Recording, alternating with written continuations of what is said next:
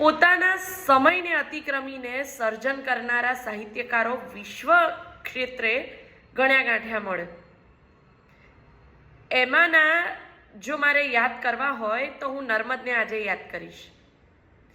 વિદ્યાર્થી મિત્રો, નર્મદની આત્મકથા મારી હકીકત, જે ગુજરાતી સાહિત્યની સૌ પ્રથમ આત્મકથા છે, એ આપણા યુપીએસસી ઓપ્શનલ ગુજરાતીના પેપર 2ના અભ્યાસક્રમમાં છે.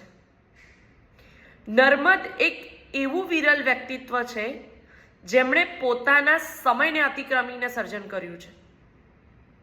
પૂર્વમાં સૂરજ ઉગે ને તો આખી દુનિયામાં અજવાળું થાય, એવી જ રીતે ગુજરાતી સાહિત્યમાં સર્જન ક્ષેત્રે નર્મદનો ઉદય થયો અને ગુજરાતી સાહિત્યમાં સર્જનનું અજવાળું પથરાઈ ગયું ને જે હજી પણ એ અજવાસ પર આપણે કે આપણા સાહિત્યકારો કામ કરી રહ્યા છે. નર્મદ પોતે ખાલી 1-2 સાહિત્ય સ્વરૂપોમાં ખેડીને પોતાનું કામ પૂરું નથી કર્યું. નર્મદે ઘણા બધા સાહિત્ય સ્વરૂપોમાં કામ આપ્યું છે, ઘણા બધા ક્ષેત્રોમાં કામ આપ્યું છે.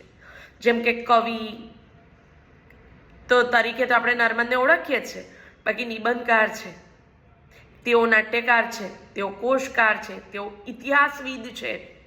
તેમણે મહાકાવ્યના પ્રયોગો કર્યા છે, તેમણે પિંગળ શાસ્ત્રની વાતને મૂકી છે, તેમણે ઘણા છંદોના પ્રયોગો કર્યા છે, ઘણા છંદોની શોધ કરી છે.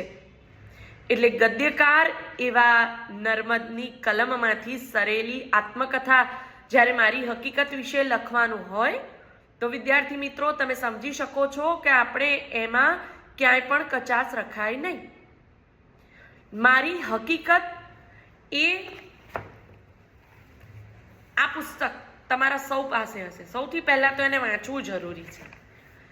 આ મારી હકીકત વિશે મારે જો ટૂંકમાં તમને કહેવું હોય તો એની અંદર એમણે પોતાનું આત્મગૌરવ, પોતાનો સ્વમિજાજ ની સાથે સાથે પોતાના આંતરવિવેકનું ભાથું એટલું સરસ રીતે મૂક્યું છે કે એમણે જે કહેવું છે એ બળુકી ભાષામાં કહ્યું છે.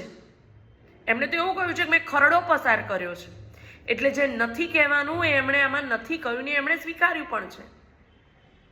પોતાનો સ્વમિજાજ અને આત્મગૌરવને સહેજ પણ ઠેસ ના પહોંચી પણ આંતરવિવેક બહુ જ સરસ રીતે મૂકી આપ્યું છે.